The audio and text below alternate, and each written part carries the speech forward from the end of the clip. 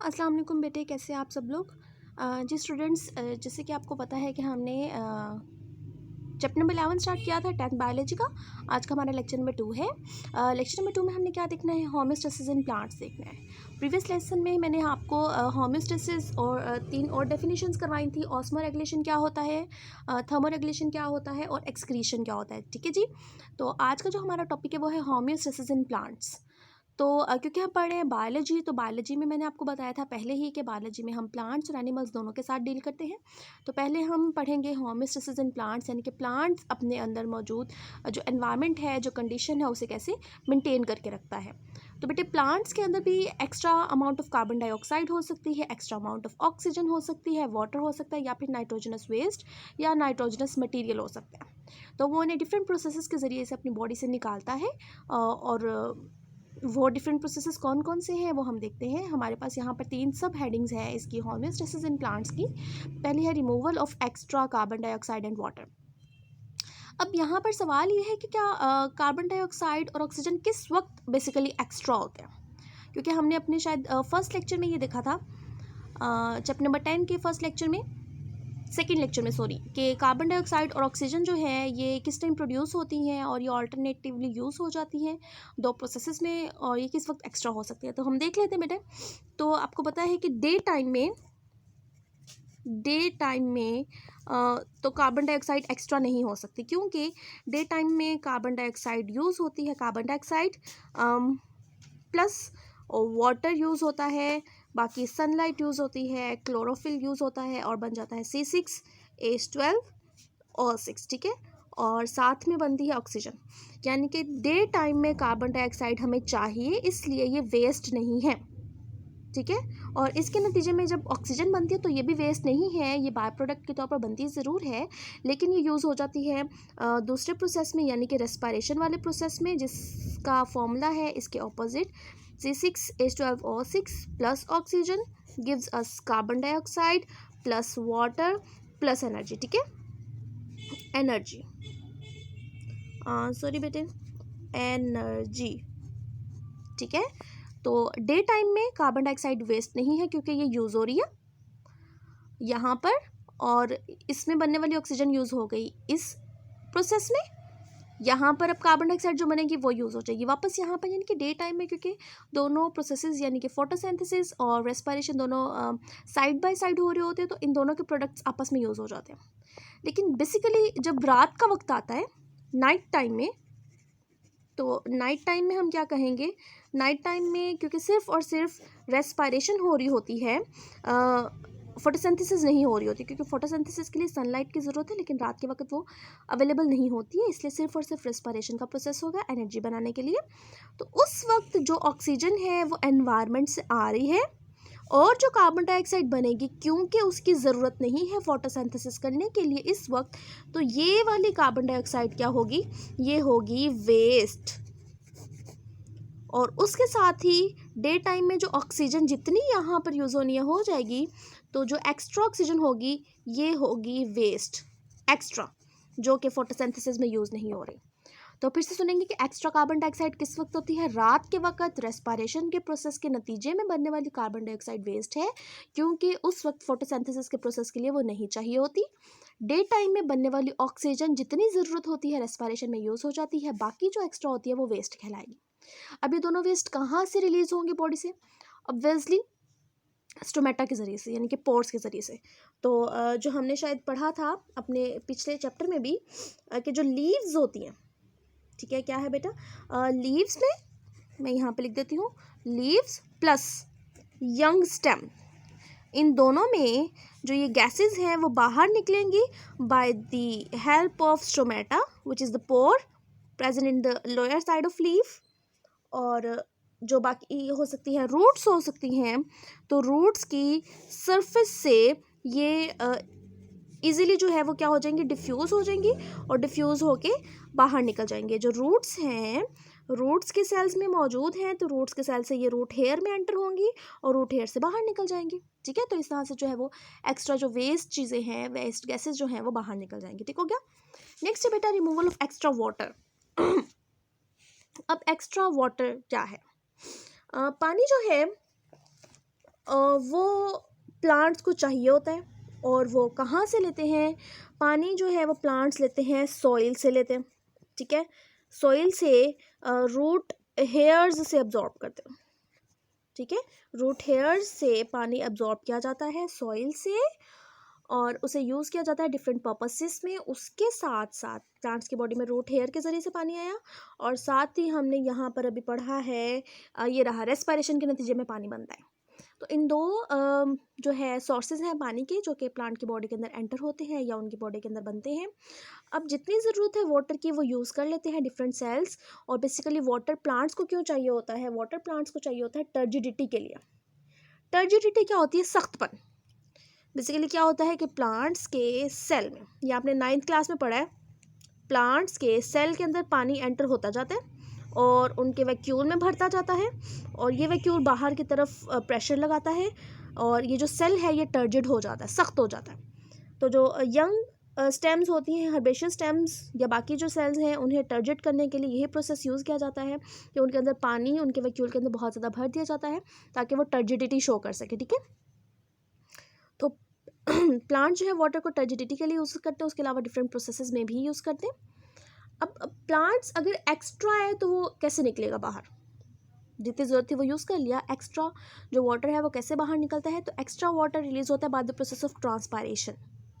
Transpiration क्या होता है? Transpiration is the removal of water molecules. अब ये जो रिमूवल ऑफ वाटर मॉलिक्यूल्स है ये किस फॉर्म में रिलीज होता है? In the form of water vapours. आपने बेटा कभी ऐसा तो नहीं ना देखा होगा कि जो पानी निकल रहा है, आप कभी किसी पौधे के पास, किसी पत्ते के पास खड़े हुए हैं, तो पत्ते से आपको टप टप करता पानी निकलता गिरता हुआ नज़र आ रहा हो? ऐसा तो नहीं होता, बिकॉज जो वाटर है वो लिक्विड फॉर्म में नहीं निकल रहा, वो गैस फॉर्म में निकल रहा है, ठीक है। कि जो एयर स्पेसिस में एक्स्ट्रा वाटर होता है वो वाटर वेपर्स यानी कि गैस में चेंज होता है, और फिर वो इवेपोरेट होके बाहर की तरफ निकल जाता है। अब ये इवेपोरेट किस एरिया से होता है? ये होता है मोस्टली लीफ से होता है, लीव्स में से होता है, और हम कह सकते हैं एरियल पार्ट्स ऑफ प्लांट। तो एरियल पार्ट्स ऑफ प्लांट में से, तो बेटा इन पार्ट से यानी कि प्लांट की लीव्स या फिर एरियल पार्ट से क्या होता है? पानी, एक्स्ट्रा पानी वाटर वेपर्स के फॉर्म में रिमूव हो जाता है, इवेपोरेट हो जाता है। इस प्रोसेस को कहते हैं ट्रांसपायरेशन। इसकी डेफिनेशन आपने 9th क्लास में पढ़ी है, और इसकी टाइप्स भी पढ़ी होंगी, क्यूटिकल ट्रांसपायरेशन, स्टोमेटल ट्रांसपायरेशन और लेंटिकुलर ट्रांसपायरेशन, ठीक है। नेक्स्ट हमारे पास जो डेफिनेशन है, बेसिकली ये आपका आंसर मिल गया आपको कि एक्स्ट्रा वाटर किस प्रोसेस से रिलीज होता है? ट्रांसपायरेशन से। लेकिन इसके अलावा एक और पॉइंट है, वो क्या है कि स्टोमेटा जो है बेटा वो डे टाइम में ओपन होते हैं। ये बात भी आपने 9th क्लास में पढ़ी है, जहाँ पर आपने opening and closing of stomata देखा होगा। तो डे टाइम में स्टोमेटा ओपन होते हैं, तो स्टोमेटा से ही ये वाटर वेपर्स बन के निकलते हैं, ठीक है। रात के वक्त क्या होता है? रात के वक्त स्टोमेटा बंद है, और प्लांट्स जो हैं वो रूट हेयर्स से ज़मीन में से, सॉइल में से पानी अब्जॉर्ब किए जा रहे हैं। अब पानी बहुत ज़्यादा अब्जॉर्ब हो गया है तो उसे बाहर निकालना भी ज़रूरी है।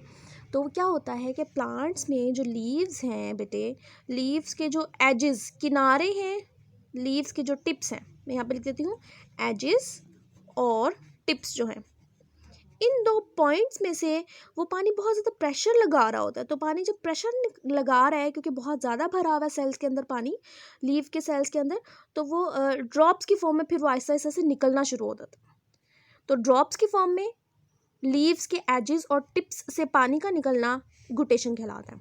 जबकि डे टाइम में वाटर, एक्स्ट्रा वाटर का वाटर वेपर्स बन के निकलना, इवेपोरेट होना, वो ट्रांसपायरेशन कहलाता है।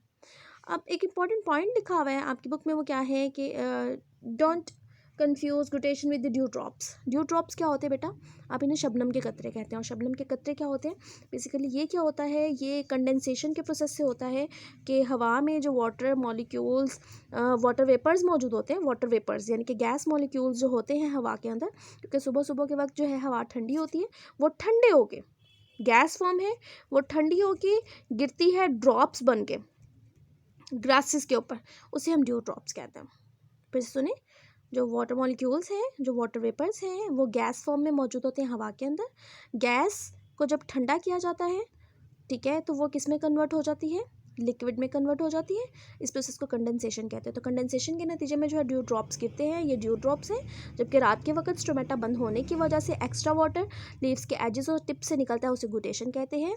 और डे टाइम में वाटर के मॉलिक्यूल्स वाटर वेपर्स बन के लीफ या फिर एरियल पार्ट्स में से निकलते हैं, उसे जो है हम ट्रांसपरेशन कहते हैं। तो रिमूवल ऑफ एक्स्ट्रा वाटर से आपकी 3 डेफिनेशन या 2 पॉइंट्स मेन बनते हैं। आपको सवाल आ सकता है define transpiration, define guttation, differentiate between transpiration and guttation, या फिर how guttation is different from the dew drops. ठीक है,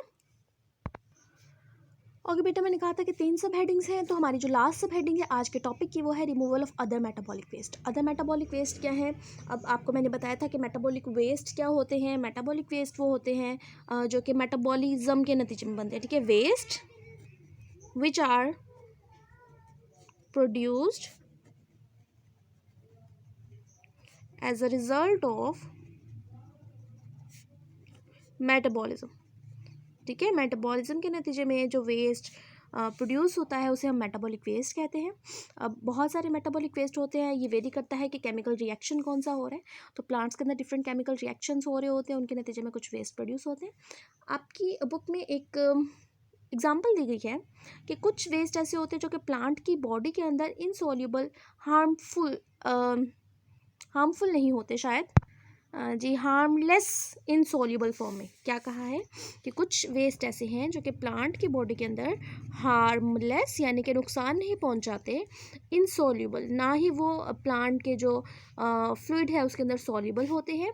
तो हार्मलेस इनसॉल्युबल के फॉर्म में प्लांट की बॉडी के अंदर जो है वो मौजूद रहते हैं, कोई नुकसान नहीं पहुंचाते। तो एक एग्जांपल देखिए, कैल्शियम ऑक्सलेट। कैल्शियम ऑक्सलेट के बारे में बताया गया है कि ये कुछ ट्रीज़ या कुछ प्लांट्स के जो स्टेम होती है, प्लांट्स की स्टेम्स या फिर उनके जो लीव्स हैं उनके अंदर ये हार्मलेस इनसॉल्युबल फॉर्म में मौजूद होते हैं। इसमें एग्जांपल दी गई है टोमेटो प्लांट की, यानी कि जो टोमेटो प्लांट है, टोमेटो प्लांट उसके जो स्टेम है या फिर उनकी जो लीव्स हैं उसके अंदर कैल्शियम ऑक्सलेट जो है इसके क्रिस्टल्स पाए जाते हैं। और एक और बात कि ये किस फॉर्म में होता है, ये होता है क्रिस्टल्स फॉर्म में। तो आपको अगर सवाल आता है कि कैल्शियम ऑक्सलेट क्रिस्टल्स की फॉर्म में किस प्लांट की बॉडी के अंदर हो सकता है, तो टोमेटो इसका आंसर होगा। ठीक है, एमसीक्यू की फॉर्म में। ओके बेटा, नेक्स्ट मैं आपको बताने लगी हूँ, बहुत इंपॉर्टेंट है क्योंकि ये एमसीक्यू के हवाले से भी बहुत इंपॉर्टेंट है। और उसके अलावा जो है बेटा जी ये आप कह लें कि शॉर्ट में भी आ जाता है। शॉर्ट में कैसे आता है कि name some metabolic waste which are removed by some plants. तो मेटाबॉलिक वेस्ट के नाम ये है, रेजन्स हो गया, ये वेस्ट का नाम है। गम्स, ये भी वेस्ट का नाम है। लेटेक्स भी वेस्ट का नाम है। म्यूसिलेज भी वेस्ट का नाम है। तो ये 4 तरह के वेस्ट मैंने यहाँ पर लिखे हैं। अब आप देखिए कि ये वेस्ट कहाँ कहाँ से निकलते हैं। तो जो रेजन्स है ये रिलीज़ होता है कौन से वाले प्लांट से, कोनीफेरस प्लांट्स, कॉनिफेरस ट्रीज़ या कॉनिफेरस प्लांट्स। ये प्लांट्स के कुछ कैटेगरीज हैं, इनके बारे में आप फिर बड़ी क्लासेस में जाएंगे तो पता चलेगा। गम्स जो है ये कौन से वाले प्लांट से निकलता है, ये निकलता है कीकर से। लेटेक्स जो है कौन से वाले प्लांट से निकलता है रबर प्लांट से, रबर प्लांट। और म्यूसिलेज जो है ये किन से निकलता है, ये निकलता है कार्निवोरस। अब यहाँ पे बेटा कंफ्यूज मत हो जाएगा, रीजंस कोनीफेरस है और ये कार्निवोरस है। ठीक है, कार्निवोरस प्लांट्स। और दूसरा क्या है इसके साथ एग्जांपल है लेडी फिंगर। लेडी फिंगर के बारे में आप जानते हैं, लेडी फिंगर किसको कहते हैं, भिंडी को कहते हैं। ठीक है, भिंडी की सब्जी जो होती है, आपने देखा है कि जब हम उसे काटते हैं तो उसके ऊपर एक चिपचिपा सा मटेरियल हमें ये रिलीज होता नजर आता है। तो वो लेडी फिंगर से वो म्यूसिलेज एक वेस्ट मटेरियल होता है जो कि निकलता है। ठीक है, हार्मलेस है, वो हमें कोई नुकसान नहीं पहुंचाता। तो कौन कौन से वेस्ट मटेरियल है उनके नाम क्या है, रेजन्स, गम्स, लेटेक्स और म्यूसिलेज। तो रेजन्स कौन से वाले पौधों से रिलीज होता है, कॉनिफेरस प्लांट से। गम्स जो है वो कीकर से और लेटेक्स रबर प्लांट से। म्यूसिलेज जो है वो कार्निवोरस प्लांट्स और लेडी फिंगर। ये पूरा सवाल शॉर्ट बन के भी आ सकता है।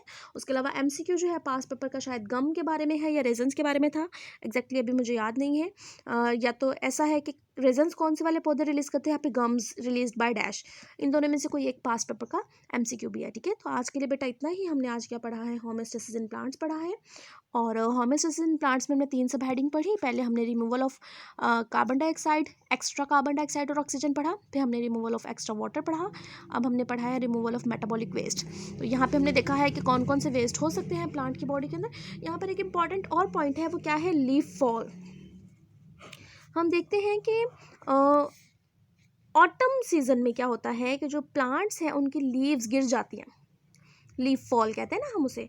तो बेसिकली जो प्लांट की बॉडी के अंदर कैल्शियम ऑक्सलेट है, ये प्लांट की लीव्स के अंदर स्टोर होता रहता है और जब बहुत ज़्यादा हो जाता है, जब ख़ज़ां का मौसम आता है, लीफ फॉल का जो है टाइम आता है, उस वक्त मोस्टली प्लांट अपने सारे के सारा वेस्ट इन लीव्स के अंदर जो है ना स्टोर कर देता है, ताकि जब लीव्स गिरेंगी तो इनके ज़रिए से बेसिकली उनकी जो बॉडी है वहाँ से जो है सारा का सारा वेस्ट भी रिलीज़ हो जाएगा। ठीक है, तो ये एक इंपॉर्टेंट पॉइंट था, आपकी बुक में बॉक्स में लिखा है पेज नंबर 20 पे। तो आज के लिए बेटा इतना ही। वीडियो पसंद आ जाती है तो लाइक करना मत भूलिएगा, चैनल पे नहीं है तो सब्सक्राइब कर दीजिएगा। इंशाल्लाह अगली वीडियो के साथ हाजिर होंगे। ठीक है, अल्लाह हाफिज़।